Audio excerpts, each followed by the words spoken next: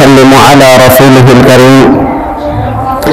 أما بعد، فأعوذ بالله من الشيطان الرجيم. بسم الله الرحمن الرحيم.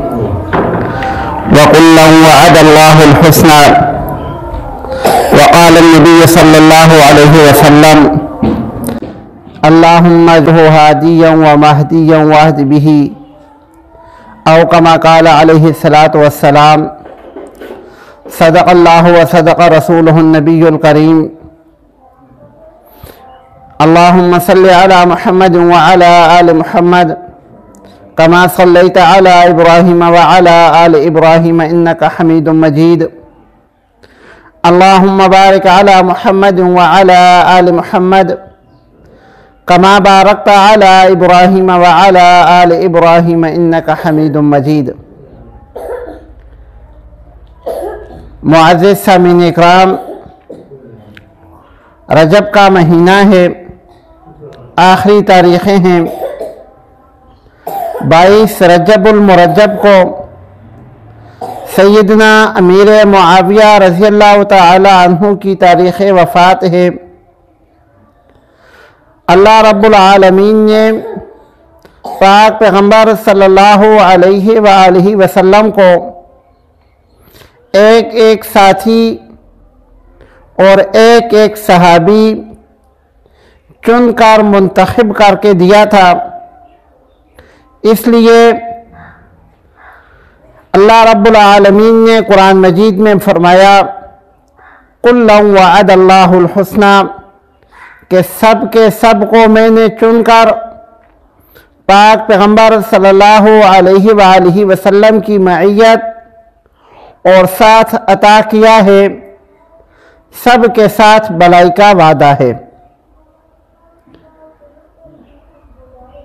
اللہ رب العالمین نے صحابہ اکرام رضوان اللہ تعالی علیہ مجمعین کو تمام امت سے ممتاز فرمایا ہے۔ آج ہم کسی صحابی کے بارے میں کوئی تاریخی واقعہ، تاریخی روایت یا کسی تاریخی کتاب میں کچھ بھی پڑھتے ہیں تو ہمارا ذہن فوراً منتشر ہو جاتا ہے، حالانکہ ایک انتہائی آسان اور سمجھ میں آنے والا قانون ہے کہ اللہ رب العالمین نے صحابہ اکرام رضوان اللہ تعالی علیہ مجمعین کو تاریخی شخصیات نہیں بنایا بلکہ تاریخ ساز شخصیات بنایا ہے۔ اور جتنے بھی صحابہ اکرام رضوان اللہ تعالی علیہ مجمعین ہیں، اگر ہم نے ان کی سیرت کے بارے میں، ان کے کردار کے بارے میں معلومات حاصل کرنی ہے تو اس کے لیے تاریخی کتب کا حوالہ معتبر نہیں ہے، بلکہ اس کے لیے اگر ہم اعتبار کریں گے تو قرآن کی آیت کا اعتبار کریں گے اور پاک پیغمبر صلی اللہ علیہ وآلہ وسلم کے ارشاد مبارک کا اعتبار کریں گے۔ اگر کسی مورخ کی کوئی تاریخ قرآن کریم کی کسی آیت کے متضاد ہے تو وہ مورخ غلط ہے، وہ تاریخ غلط ہے، قرآن کی آیت صحیح ہے۔